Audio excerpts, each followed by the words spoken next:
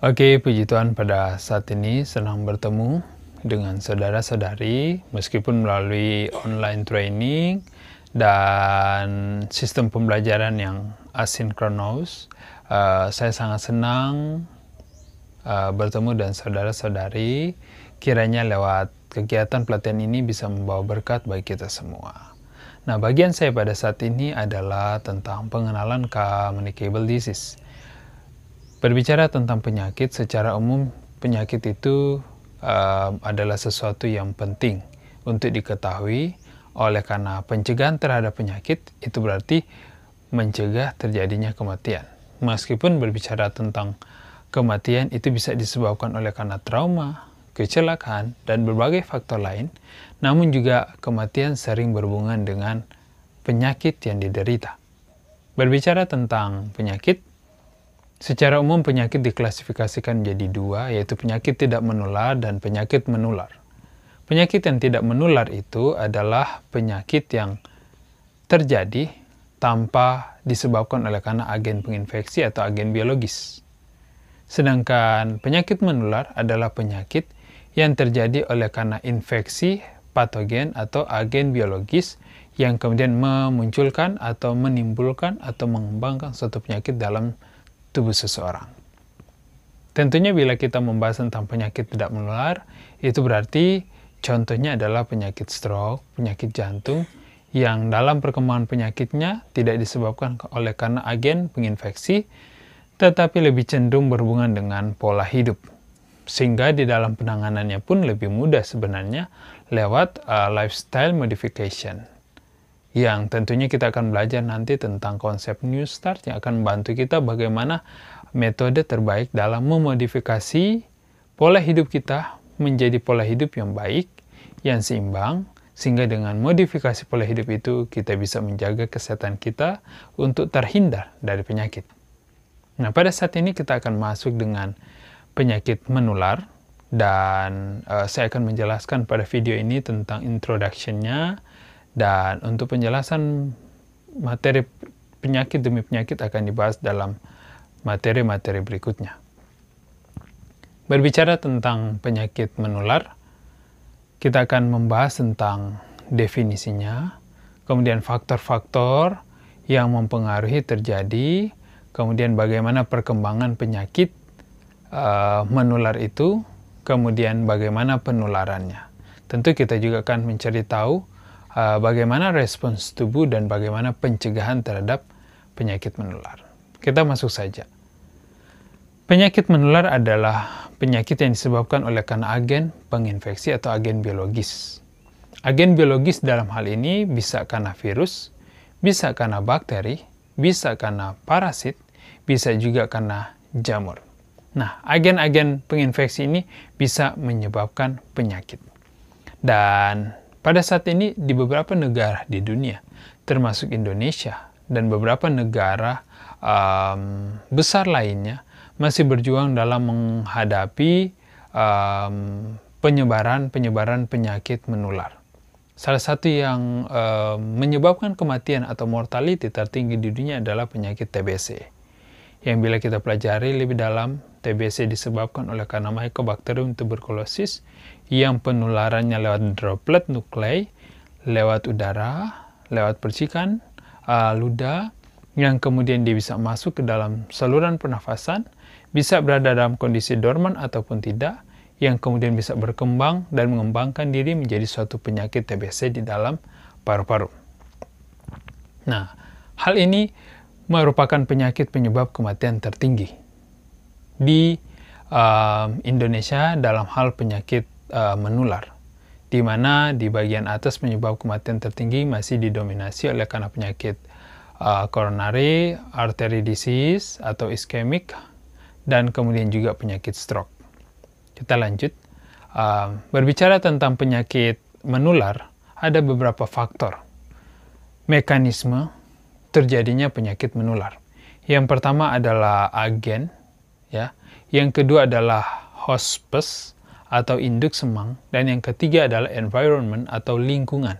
Di mana lingkungan ini dapat dikenal bisa menyebabkan penyebab majemuk suatu penyakit atau yang dikenal dengan multiple causation of disease sebagai lawan dari single causation of disease, penyebab penyakit tunggal. Bila kita lihat bahwa penyebab penyakit itu, kita perlu mencari tahu sumber infeksi. Sumber infeksi tentu akan berbeda dengan sumber penularan. Bila kita melihat sumber infeksi itu bisa berasal dari benda, bisa juga berasal dari orang, bisa juga binatang yang dapat membawa atau menyebabkan penyakit pada orang lain. Sedangkan sumber penyakit ini juga menjadi tempat di mana agen infeksi itu ada.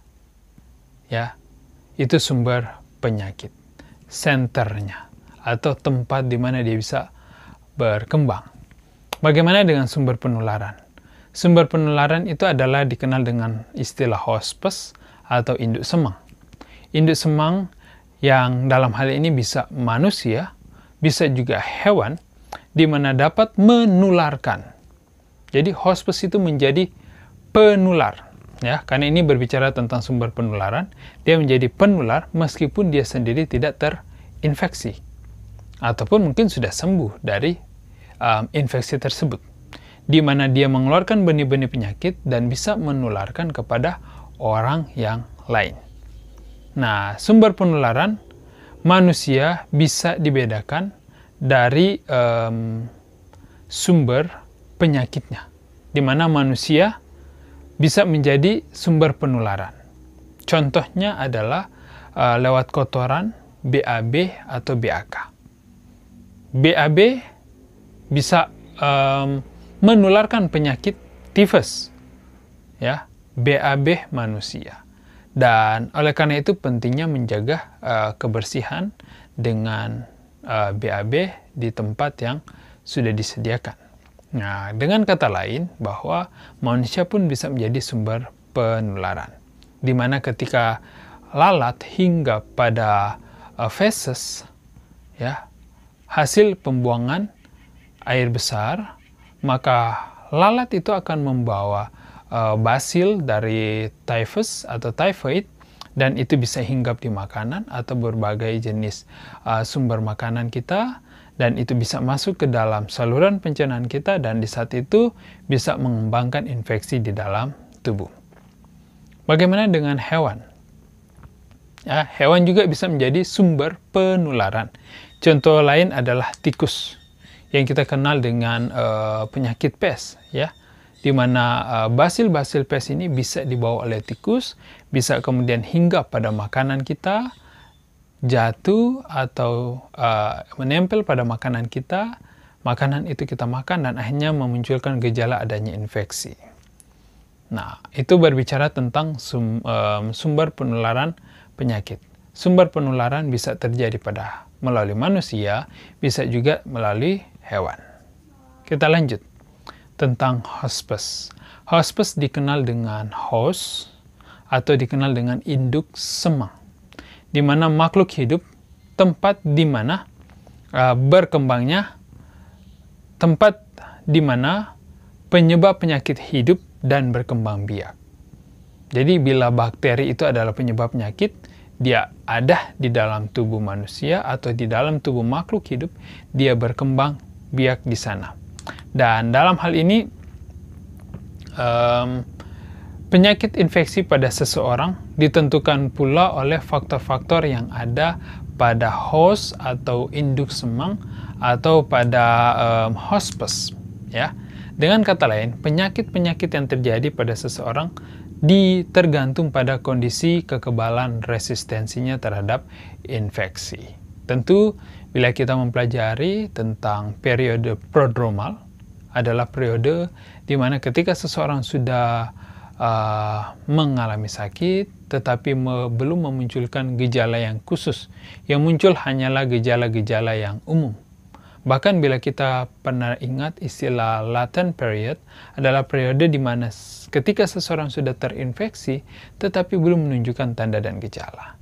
Nah, di dalam kasus ini host atau induk semang itu adalah tempat di mana agen penginfeksi itu hidup dan berkembang biak. Kapan dia akan menginfeksi pada host tersebut tergantung pada kemampuan sistem kekebalan tubuhnya. Agar supaya agen atau penyebab penyakit menular tetap dapat hidup dan melanjutkan hidupnya, ada beberapa syarat yang harus dia pertahankan. Yang pertama adalah dia harus berkembang biak. Kemudian agen penginfeksi itu harus bergerak dan berpindah dari induk semang. Kemudian yang ketiga, dia harus mencapai induk semang yang baru. Kemudian yang keempat, menginfeksi induk semang baru tersebut. Nah, kemampuan agen penyakit ini untuk tetap hidup pada lingkungan manusia adalah suatu faktor penting di dalam epidemiologi infeksi. Nah, setiap bibit penyakit, penyebab penyakit mempunyai habitat sendiri, ya, yang berbeda sehingga ia dapat tetap hidup. Ada istilah yang dikenal dengan reservoir.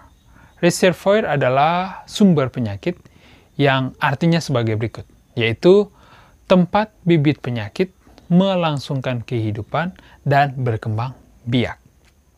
Jadi kalau di situ dia bisa bertumbuh, berkembang, dan bertahan hidup, itu disebut dengan reservoir. Dan tempat di mana bibit penyakit tersebut sangat bergantung atau di mana dia mampu bertahan sehingga dia tetap hidup. Ya, itu adalah reservoir. Nah, reservoir dalam hal ini bisa manusia, bisa binatang, atau bahkan juga bisa benda mati. Bila hewan sebagai reservoir, maka penyakit yang disebabkan oleh karena reservoirnya adalah binatang disebut dengan zoonosis. Zoonosis adalah penyakit-penyakit infeksi yang terkena kepada manusia yang berasal dari hewan. Ya, di mana penyakit-penyakit itu bisa tertular pada manusia. Penularan penyakit-penyakit pada bidang ini atau hewan sebagai reservoir adalah dengan berbagai cara. Contohnya yang saya akan sebutkan yaitu ketika orang makan daging yang mengandung cacing pita. Ya, itu contohnya. Kemudian melalui gigitan binatang sebagai vektornya. Oke, ada yang juga disebut dengan istilah carrier. Apakah artinya carrier? Carrier adalah istilah untuk makhluk hidup yang berperan sebagai pembawa penyakit. Dalam hal ini, bila seseorang kelihatannya sudah sembuh, tapi bisa jadi dia adalah pembawa penyakit. Dalam perkembangan penyakit COVID-19 yang kita lihat saat ini, ada yang disebut dengan orang tanpa gejala. Tapi bukan tidak mungkin dia menjadi carrier, yaitu pembawa penyakit. Dan tentu oleh karena kondisi ini yang tidak bisa diduga, maka ini sangat berbahaya. Di mana carrier adalah orang yang mempunyai bibit penyakit di dalam tubuhnya tanpa menunjukkan adanya tanda dan gejala. Tetapi orang tersebut dapat menularkan penyakitnya kepada orang lain. Ada yang disebut dengan convalescent carriers, adalah orang yang masih mengandung bibit penyakit bahkan setelah sembuh dari suatu penyakit. Nah, carrier memegang peran penting dalam ilmu epidemiologi tentang penyakit-penyakit seperti polio, typhoid, meningitis, kemudian amubasiasis. Nah, pembawa basil atau carrier ialah orang-orang yang selalu atau sering mengeluarkan benih-benih penyakit dari tubuhnya. Maka orang yang sembuh dari penyakitnya dan untuk beberapa waktu tertentu masih mengeluarkan basil-basil penyakit dari dalam tubuhnya, maka disebut juga sebagai pembawa basil. Nah, ada dua macam pembawa basil, yakni yang pertama pembawa basil tulen, yakni orang yang sama sekali tidak sakit tetapi dari tubuhnya selalu atau sering mengeluarkan benih-benih penyakit. Yang kedua, pembawa basil setelah sembuh dari penyakit. Jadi, setelah sembuh dari penyakitnya, orang itu untuk beberapa waktu ke depan atau waktu berikutnya, ia mengeluarkan benih-benih penyakit dari tubuhnya, sehingga beresiko untuk menularkan penyakit tersebut.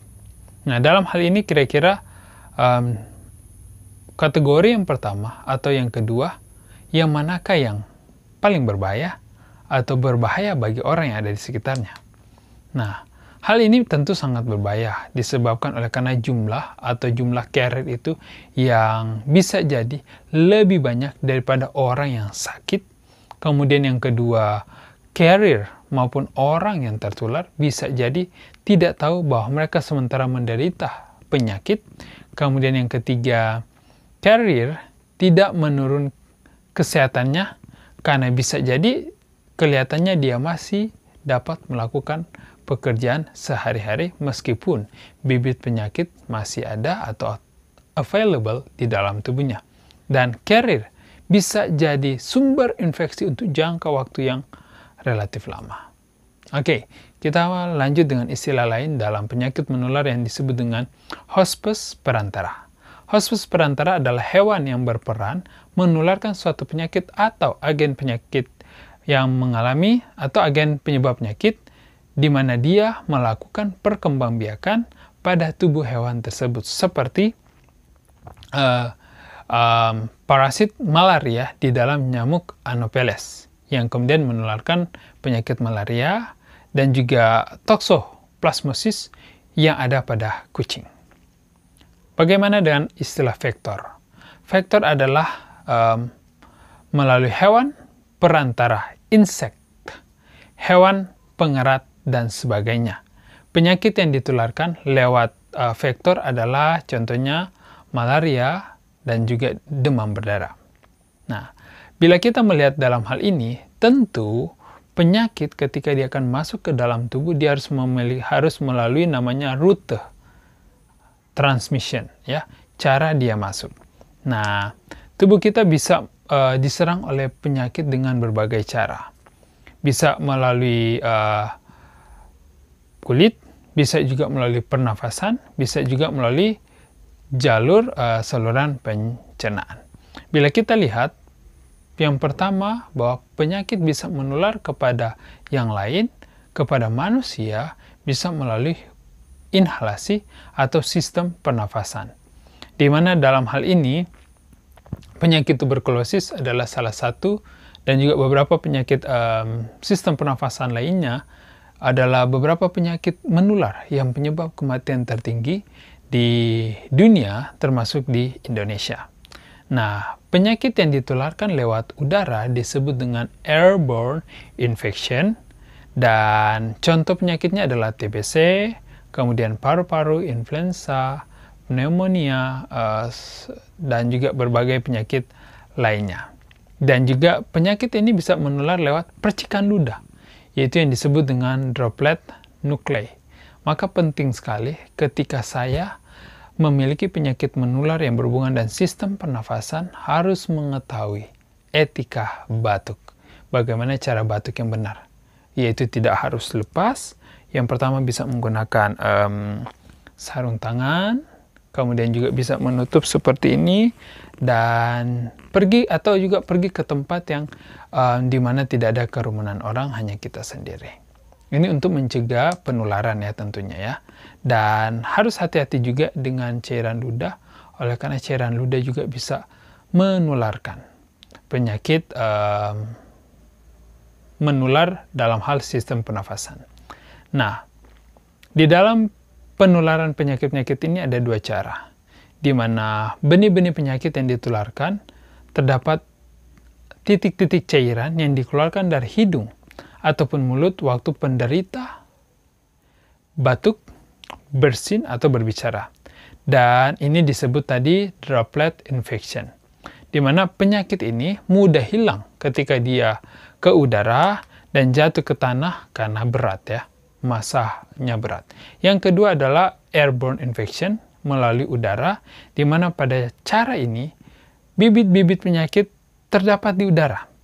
Dan benih-benih itu asalnya dari benih-benih yang terdapat dalam ludah yang sudah jatuh ke tanah dan mendebu, dan karena sangat halus, ringan, benih itu dapat terbang oleh udara dan kemudian untuk sementara waktu berada di udara, dan dalam beberapa penyelidikan mengatakan bahwa lewat sinar ultra ungu dapat membunuh penyakit-penyakit yang terdapat di dalam udara itu.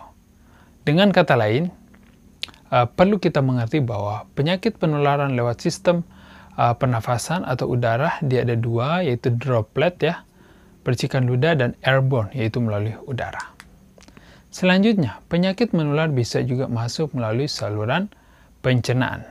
Tentunya, masuknya makanan ke dalam mulut bisa berasal dari apa yang kita makan dan apa yang kita minum yang sudah dihinggapi oleh vektor ataupun bibit-bibit penyakit yang bisa menyebabkan penyakit menular. Sehingga dalam hal ini penting kita waspada dengan makan makanan di tempat-tempat yang terbuka, jajanan, ataupun bahkan meminum air yang tidak direbus, karena itu bisa menyebabkan gangguan kesehatan. Dan berikutnya, penularan penyakit bisa juga terjadi lewat kulit, di mana penyakit-penyakit yang masuk melalui kulit adalah seperti malaria, pes, penyakit anjing gila, gigitan di bagian kulit, tetanus, bisul, penyakit cacing tambang, gonorea, sifilis, dan lain-lain. Di dalam hal ini, penyakit yang menular lewat kulit dibagi menjadi dua cara, yaitu melalui kontak langsung atau direct contact, dan juga kontak tidak langsung atau indirect contact. Kontak langsung artinya kita bersentuhan dengan sesuatu yang sudah ada bibit penyakit, bibit infeksi. Kontak tidak langsung artinya terjadi tidak secara langsung berhubungan dengan agen peninfeksinya. Dimana bila kita lihat kalau kontak langsung itu adalah ketika sentuhan. Kita menyentuh sesuatu yang sudah memiliki bibit penyakit. Dan tidak langsung bisa melalui contohnya selendang, sapu tangan, dan lain-lain. Atau contohnya ketika kita masuk ke rumah sakit, ada tangga dan kita berpegangan. Dan ternyata sebelumnya juga ada orang yang punya penyakit menular, memegang tempat pegang di tangga tersebut, besinya, itu bisa menularkan secara tidak langsung. Ataupun hal lain, yaitu dengan cara bertukar pakaian, itu bisa menyebabkan terjadinya penularan penyakit. Oke, selanjutnya, penularan penyakit juga bisa terjadi melalui hubungan intim atau hubungan kelamin. Di mana beberapa penyakit yang terjadi atau menular lewat hubungan intim adalah yang pertama seperti sifilis, gonorea, dan juga penyakit AIDS. Penyakit menular juga bisa menular lewat plasenta, di mana plasenta yaitu penularan dari ibu ke anak. Infeksi melalui plasenta diperoleh ketika ibu itu mengandung. Dan yang keenam adalah bisa menular lewat berbagai jalur. Seperti pada kasus penyakit polio, bisa menular lewat mulut dan nafas. Nah, konsep pemahaman tentang penyakit menular ini kiranya bisa dimengerti, dan diharapkan kita akan bisa mendalaminya lewat pembahasan-pembahasan materi penyakit menular berikutnya. Kiranya Tuhan memberkati kita. Saya ucapkan shalom dan Tuhan memberkati kita semua.